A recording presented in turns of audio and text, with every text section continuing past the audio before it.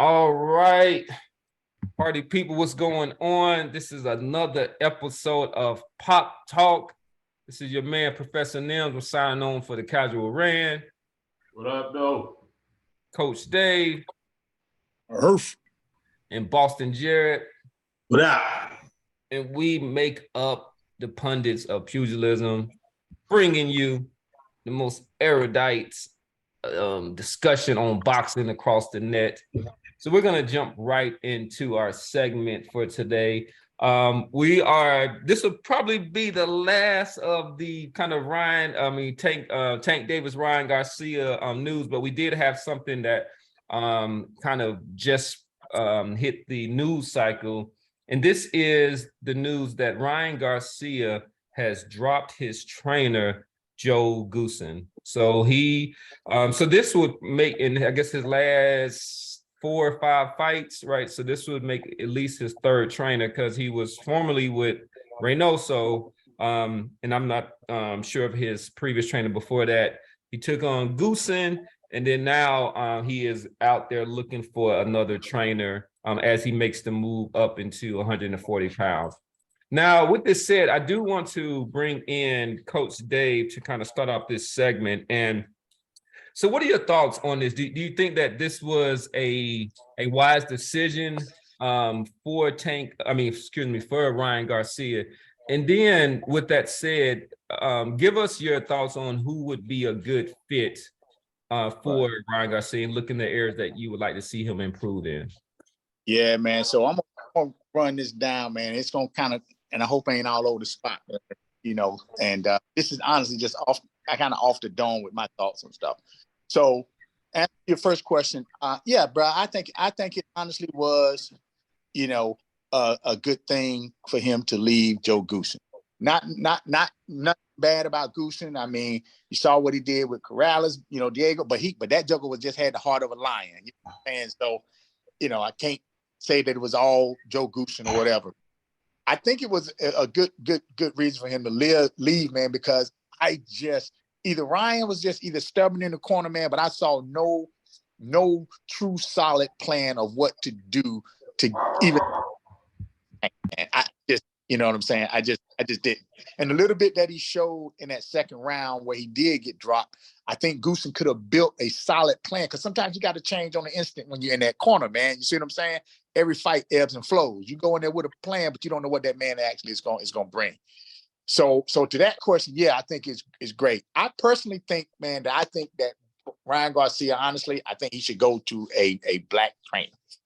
And the reason why I say that is I'm thinking about, the first thing that comes to my mind is like Derek James, working with Charlos, working with Spence. I think he started working with Joshua a little bit, and even though Joshua was still stiff. I think Derek Spence can give that joker just that solid outside fight, a little bit more elusive, and get a little bit of bounce in his doggone steps. But I think that he can, help develop that brick hand, that rear hand, that power shot. I mean, you've seen the stiff jabs with Charlos, and then shooting that right hand, and the same thing with Derek. And then also, I think same thing with Earl. I also think that the body work, man, that Derek James trains, I think that he is cool enough to train Ryan's right hand, and beyond just a straight right, he have got to learn to be ambidextrous and going to that body. If he can get that right hand to the body as dangerous as that left hand, I think Ryan would be something. I think the second person that's kind of on my mind would be the cat Ronnie Shields. I think train one of the Charlo. I don't know. I can't remember which one he. And I was at Jamel. He chose training Jamel. I wish I had some time. He trains Jamal. He trains Jamal now, but he used to train Jamel. Okay, so that cat would be pretty good too. But the reason why I think Ronnie Shields would be good, man, is because I'm not sure how extensively he worked to train, but I do remember a time that he worked with Holyfield and Tyson. I think we might need to Google that. So don't kind of fact check me on that one though. But I either which way, I think that this guy has worked with some heavyweights. And what I'm getting at with that is that when you get somebody that's working with a heavyweight, most of the time these heavyweights, man, they got that power thump in both of their hands, man. And if Ryan can ever get that right hand and get a little bit more elusive and on and some bounce under his steps, man, I think this cat would be phenomenal, man. I think the last person on my list, man. Well, it really is two more, but the last person would be this cat named K Karan. Y'all remember when we first started talking about the female boxers, and I was telling y'all about Michaela Mayers and this Hamaduchi fight, So Ramo cat, I think, has done some work with Shakur. I don't even know if he's still with Shakur. I don't know what he's doing now. You know what I'm saying? I just ain't been following him now. But this cat can help Ryan, stay on that outside and not just kind of Mexican boxing style plug and follow somebody in. Ryan ain't fought nobody like super duper, hard as Tank, to where he had to kind of be cautious and be strategic in his fight approach. But this cat like K Karamo, man, Michaela Mayers is a boxer. I don't care what you say, the girl can box. And y'all already know what Shakur Stevens can do, man. If he trying to keep it in the family, then he might want to even consider Leo Santa Cruz and his pops and that whole camp, man, and how that went, so. Well, you just said, so I wanted to jump in, Dave, because I know the audience, they're going to ask why a black, there's a lot of race baitery that is in boxing, especially over the last week or so with Teofimo and his crazy ass comments. Why a black fighter? Can you explain for the listeners here why you think a black trainer as opposed to any other type of race or ethnicity of trainer? Well, man, I'll just put it to you this way, man, and don't mean to be racial with it, man, but I'll be honest with you, man. It's just, in terms of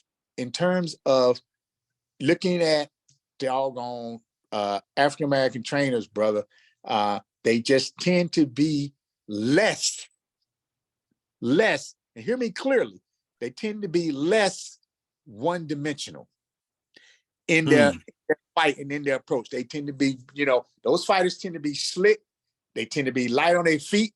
They tend to absolutely be a threat, with both hands, inside and outside. So I'm literally saying it ain't about just, I'm trying to get on an inside and rumble and rough you up and bang you. It ain't always about just, hey, if you moving against this fighter, he ain't gonna be able to catch you. You saw that with when Mayweather was moving against Canelo or whatever. Hey man, Canelo couldn't cut the ring off. He just wasn't slick and savvy with it. But somebody standing there and try to bang with him, you're going out. Or if you let him catch you, if you don't have the movement to catch you. So I think that to me, fighters like Earl Spence, fighters like them Charlo boys, hey man, you gonna have problems whether you on the outside, you gonna have problems whether you on the inside. Now the only reason why I didn't mention somebody like Malik Scott, who also, who trained, Wilder, is I just didn't like what Malik Scott did with the left of Wilder. He still was, it still just looked kind of awkward. Now that might be just his fight style, but to me, I think African American trainers tend to work more so that their fighter is not one-dimensional, man. That's just honestly my opinion, brother. That's it. I'm entitled to that. People can feel about it how they want to feel about it. What's that said? Like Boston, what are your thoughts on that? Because one thing that I think about is sometimes the trainer is almost kind of a product of the fighter that he's working with, like their athleticism, their natural gifts. And then some people would say that once somebody like Mike Tyson, so I want to verify, Coach. So Ronnie Shields did train Mike Tyson and Evander Holyfield. But some people would say that once Mike Tyson kind of left his white trainers, like that was really kind of when he started to go downhill. Well, there was a lot that happened in between there. That's true. Then also. So hold up though. Let's go back to that. What you just said though. So okay, so I put it to you this way. If we wanted to take the race out of it, let's say we take race out of it, then I would say this. He needs to be with a trainer that can absolutely help him not be one-dimensional. Take that out of it. Because when you go to Cuss and Kevin Rooney and you're looking at Mike, hey, man, Mike was peekaboo. He was dynamic, rolling. He was throwing punches with both hands. He was catching them angles. And what a lot of people fail to realize, you do a Google on Mike Tyson's jab. That joker had a jab. Oh, he had a crisp, hard, powerful jab. Hard jab. You know, so yeah, he liked to punch. Yeah, he was a brawler. No, he wasn't the most finesse of fighters, but he understood the boxing aspect of getting that jab. He was not one-dimensional on any level, man. So I'll take that. Let's take the race out of it. He better find somebody that can make him elusive and not be one-dimensional. But that was a good point, though, bro. Good point. No, it wasn't a point. It was just for people to clarify. I wanted to make sure you explain that so we don't get crazy comments. No, we bring on the comments. You know, that's a great hashtag. You know, this Ryan Garcia need a black trainer. But oh yeah, you know, Dave gave me the title for that segment. Hey, boy, that's gonna be. Ooh. Yeah. So I mean, but Boston, just to kind of finish your point, I mean, do you think that with the right trainer that you could see him have success? Because you got to remember, this guy has not won a championship yet. Not at all. I don't care if this cat doesn't get his attitude in order, if he doesn't get focused and decide to be a full-time boxer, not a part-time boxer. You know, being a boxer is like being in the streets. You got to be full-time in the streets to be successful in the streets. And you want to maximize it. You can't be part-time in it. You can't have one foot in, one foot out. Yeah. Now, he has got to decide. That's why every time this kid has come up, and I believe on the last segment, I touched on this. I said, if he wants to be serious about boxing, he needs to do X, Y, Z. And if he really, really wants to get better, he needs to make the mental adjustment first. Because if that doesn't change, I don't care if it's Eddie Futch, Customato, whoever, all wrapped into one trainer. It ain't gonna help. It ain't gonna help this kid unless he wants to be helped. Unless he finds that work ethic, he finds that discipline. So let's stay on that. Because so you talked about the mental aspect, right? Because he does have some physical gifts. I don't like his feet, but you know, there was some murmurs about, you know, so we go back to Reynoso, right? So I think Canelo said that he thought he was lazy and there was some other things. And it seems like if he can't get his way, he doesn't want to necessarily be a part of that camp. And then there was a little bit of murmurs about him not showing up for training in this, you know, and the biggest fight of his, you know, career, possibly the biggest fight of the year. So do you think that with the right trainer that they could give him this attitude adjustment?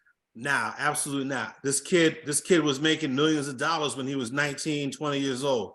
It's tough to tell somebody who has achieved that kind of success. It's really, really tough. It's going to take it really, really is going to take the right type of person. And I don't know. I just don't know that he's got it up here. So no, I don't think the right guy is going to push a button or say something to fix whatever's going on up here, as far as his discipline and his work ethic. He doesn't come from that generation that responds to to you cracking the whip. I mean, he's what is he, 22, 23? I think 23. We can 23. Those kids that age, if you crack the whip, man, they just pack up and they go home, which is what he has a history of doing. They just move on. They say, man, I'm not dealing with this. I don't have to deal with that. I don't have to take this, and they leave. And he's done that. He's demonstrated that twice now. You try to hold him accountable, and he just bounces. What he's probably going to end up doing is his pops is going to probably train him. It's going to be an in-house operation, is what I suspect. At least for the next fight. At least for the next couple of fights, depending on who he ends up fighting. That's who you might see. You might see somebody in his family. His uncle, I know, is involved in boxing in some kind of capacity or something like that. So that's what you might see. A person that came to my mind, two people that came to my mind. One was Eddie Roach, and the other one was Robert Garcia. Were the two guys that came to my mind. First and foremost, because of their location, those guys are both based out of California. So you have that. And Roach is a guy that's known for getting the most out of guys offensively, right? Taking that one good thing that you do, or those two things you do, and maximizing that. So maybe instead of making him multi-dimensional, you make him two-dimensional, but you make those two dimensions so good that he is able to compete, maybe not win, but compete against the guys in his peer group. All right. What would you add? So let me ask you, so what would you add to him? So Cam and I talked about, the footwork is ugly. I think he needs to get, more aggressive and active and talented with that right hand, both straight brick and to the body, and he needs, be wise in how he hunts and stalks, especially quality fighters. What other one dimension would you add on him that you say he would better? Well, I was going to say punch variety was the one thing. Learning how to set up. So aside from the punch variety, it would be the feet. Yeah, it would be his feet, and learning how to maximize and maintain that range and control that range. Because the kid is a lanky kid. I mean, he's almost. I don't want to say. I'd be curious. We pull up Ray Leonard's dimensions and we pull up his dimensions. I bet you they're somewhat comparable in terms of their height and their reach. Is he taller than Mark than you think? How tall was Mark Breland?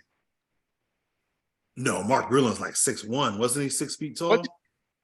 I don't know. I always thought Breland was tall, yeah. was really tall. I could be wrong on that, but I thought Mark Breland was well over 5'10". I thought he was over 6 foot tall. I'm not sure what BoxRec has him listed at, but Ray Leonard's probably listed around. They got him at 6'2". Okay. Breland's listed at 6'2". Yeah, and you see him stand next to Deontay Wilder. Is like he's well over 6 feet. He's a tall joker. But Ray Leonard was more in that 5'9.5", 5'10" range. 5'10-ish. Right, with long arms. But the point is, that's an answer to your question, Dave. Yeah. Is maximize that punch. Get this build 1 through 5 as far as his punches. Get those and get him to have good, solid feet.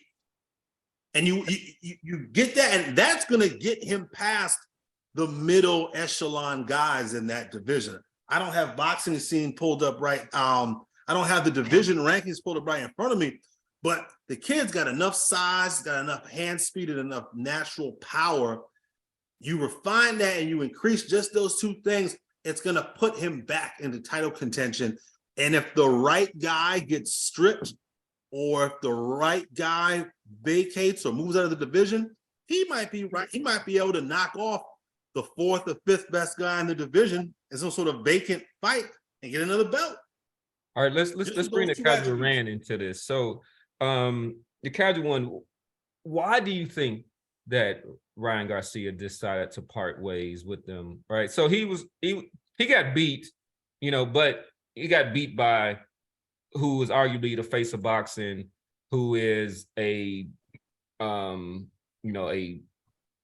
concussive puncher. Not only that, but is a better boxer than Garcia. But ultimately, a lot of people are talking about the fact that Joe Goosen didn't show up to the post-fight press conference. My dog's going off. But why do you think that he decided to part ways? I just don't think there was any improvement. This was his 3rd fight under Goosen. And then I remember, was it last week that Boston was saying that, before the fight, I guess 2 weeks ago, that Boston was like, hey, this is his 3rd fight under Goosen, so he might have that improvement to be able to beat Tank. But as we saw, that there was no improvement in his style. So I don't fault him for changing camp. he's not loyal to him. There's only be 3 fights in. And then go back to the original question about what coach should he pick. I want to split the baby. I agree with Coach Dave, but I'm a PBC fan anyway, so I'm always gonna say Derek James. But then I was going through the non-black coaches that I thought were doing well, and I want to take away who did Boston say? Pacquiao's coach. Freddie Roach. Yeah, Roach doesn't. Other than Pacquiao, I mean, Roach doesn't seem. I haven't seen him like develop a fighter. I mean, the last 5 years since Pacquiao, man, Freddie Roach has been pretty much on the skip side of boxing. And those people that don't know what skip side is, just mean the losing side of boxing. And also Jared mentioned Robert Garcia. At first, I thought that would be a good pick, mainly because how he helped develop his brother Mikey Garcia, and I love the way that Mikey Garcia always put that jab out there. He had that 1-2 on lock. But the bad thing about Mikey Garcia is he had no head movement. He was just a straightforward Mexican style fighter. And then I don't think Garcia can flourish with that style because he ain't got that chin like most like Mexican style fighters do. So he needs somebody that can develop his jab more, develop that 1-2. I disagree with Jared with the 1 through 5. That 1-2 definitely would do it. That one, and then he already had the 3. I think let him stick with that. I was watching the Pacquiao Bradley fight earlier today, and I sat there and thought about it. I was like, man, he literally beating this dude down with the 1-2. So Garcia being tall at 135, he was always taller and longer than most of the 135ers. But at 140, I don't know how much of a size and reach advantage he's going to have at 140. I mean, let me ask you this: you think he beats a guy like Alberto Puello? Because I think not right now. Not right now. You don't think so? No, I mean he can rise up to that, but right now, isn't Puello a champion? Randy, you going in and out. I can't really hear what you're saying. No, I'm saying that give him a couple of fights at 140, and depending on who his trainer is, I'm definitely saying like a Derek James. But even y'all poo-poo it, but Calvin Ford said he would love to train him.